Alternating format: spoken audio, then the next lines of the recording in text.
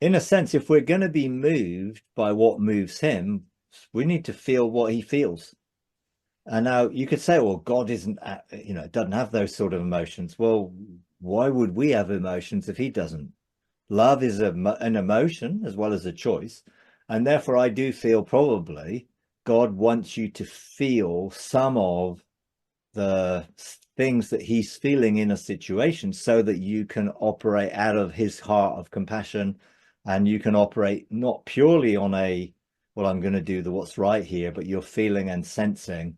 And in a sense, if you're going to engage creation in any way, we've got to feel the groan of creation. We've got to feel creation's loneliness and lostness and separation from man.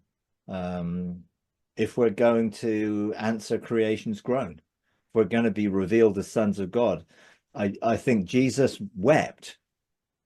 Now, he wasn't weeping for Lazarus because he knew Lazarus was going to be resurrected, but he was weeping for the pain that Mary and Martha were feeling. And he identified with their pain and wept to show his compassion for what they were feeling. So I definitely feel that God can move in us with a revelation of his heart, which will carry with it, emotional feelings. It's then what you obviously do with those emotional feelings is to outwork in doing what the Father is doing, only doing what we see the Father doing, or what we're feeling and sensing from him. I mean, sometimes, when you go back and you look at some of the things where it talks about the blood crying out from the ground, and I think sometimes we're feeling and connecting to what's happened in a place, its history. Some of the issues that are going on in a place are connected to historical events, things that are in the ground, particularly where things have happened which have been contradictory to God's desire and purpose for an area, for people of an area, that we can feel it and we can sense it and we can connect to it, and then be motivated through that connection to respond, as the Father would have us respond.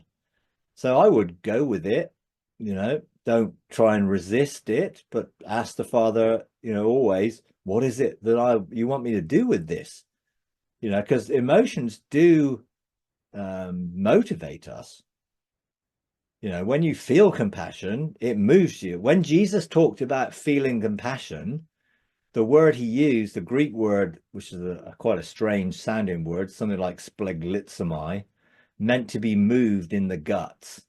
It's like almost like you get that kick in the guts, that like, whoa, pain, effectively. And that compassion moved Jesus to act.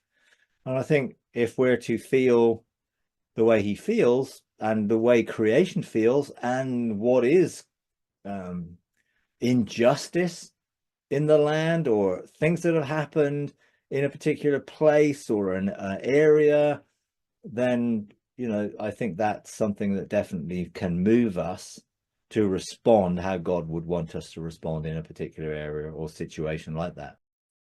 If you enjoy these videos, would you please take a moment to like, comment, and subscribe? It really does help. Thank you very much.